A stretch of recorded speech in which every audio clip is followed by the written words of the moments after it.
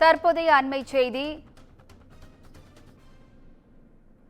கைது நடவடிக்கை என்ற திமுக அரசின் அடக்குமுறைக்கு அஞ்ச மாட்டோம் என பாஜக மாநில தலைவர் அண்ணாமலை எக்ஸ் தளத்தில் பதிவு செய்துள்ளார். கூடுதல் விவரங்களை செய்தியாளர் தாமரைக்கனி வழங்க கேட்கலாம். வணக்கம் தாமரைக்கனி, கூடுதல் விவரங்கள். வணக்கம் வினிதா. அண்ணா பல்கலைக்கழக மாணவி பாலியல் வன்கொடுமை செய்யப்பட்ட விவகாரம் தொடர்பாக பாஜக தொடர்ந்து பல்வேறு கட்ட போராட்டங்கள்ல ஈடுபட்டு வராங்க.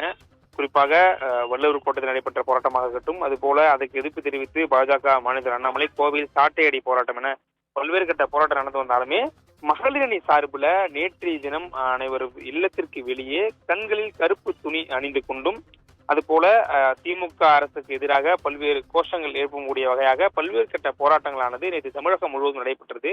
இது தொடர்பாக தற்பொழுது பாஜக மாநில தலைவர் அண்ணாமலை தனது எக்ஸ் தலை வழக்கத்துல ஒரு கருத்தினை தெரிவித்திருக்கிறார். அதில் தமிழக சகோதரிகள் தொடர்ந்து பாலியல் துன்புறுத்தலுக்கு ஆளாகி கொண்டிருப்பதை கண்டும் காணாமல் குற்றவாளிகளை பாதுகாக்கும் நோக்கில் செயல்படும் திமுக அரசை கண்டித்தும் அதுபோல கண்களை கட்டி கொண்டு போராடும் கவன ஈர்ப்பு போராட்டம் நடத்தி கொண்டு பாஜக மகளிர் அணி சகோதரிகளுக்கு பாராட்டுகளை தெரிவித்துக் கொள்கிறேன் என்றும் தெரிவித்திருக்கிறார். மேலும் போராட்டம் நடத்த அனுமதி மறுப்பு, கைது நடவடிக்கை என்றும் திமுக அரசு அடக்குமுறைக்கு அஞ்ச மாட்டோம் என்கின்ற ஒரு பதிவினை அந்த இடத்துல பதிவிட்டிருக்கிறார். மேலும் அண்ணா பல்கலைக்கழக மாணவி நியாயம் கிடைக்க வேண்டும் என்பதற்காகவும் நமது பெண் குழந்தைகளின் பாதுகாப்பை உறுதி செய்வதற்காகவும் தமிழ்நாடு பாஜக தொடர்ந்து குரல் கொடுக்கும் என்கின்ற ஒரு கருத்தினை அவர் தெரிவித்திருக்கிறார்.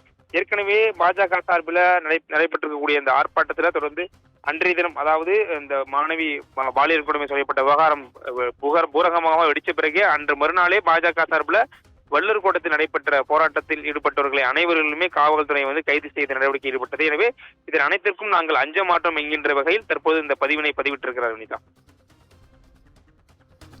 கூடுதல் விவரங்களுக்கு நன்றி தாமரைக்கனி.